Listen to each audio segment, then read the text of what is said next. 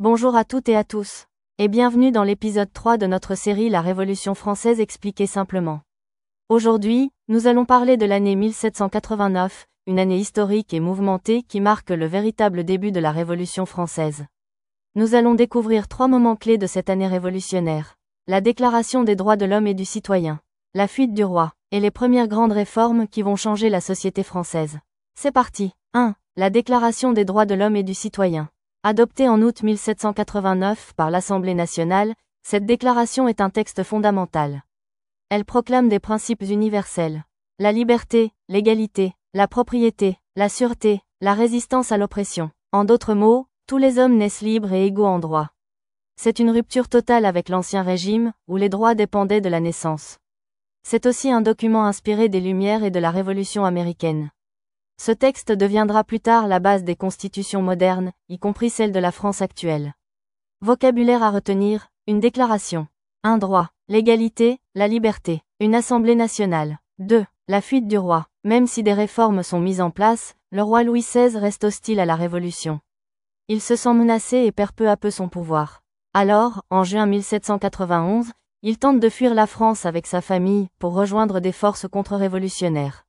Mais, il est reconnu dans une petite ville appelée Varennes.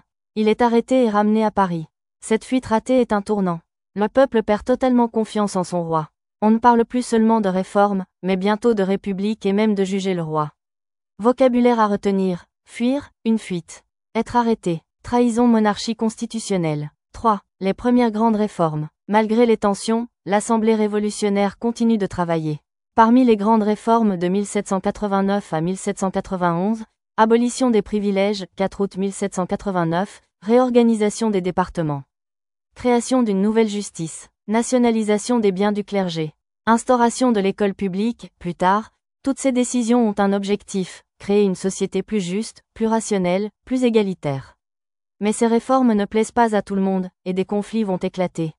Vocabulaire à retenir, réformer une loi, abolir la justice, l'éducation, les privilèges. L'année 1789 marque donc un véritable changement de cap pour la France.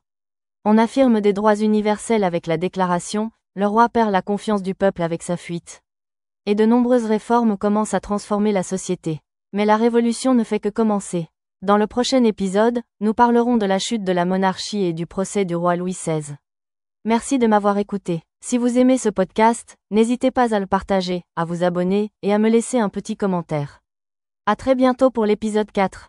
Et surtout, continuez à apprendre le français avec plaisir.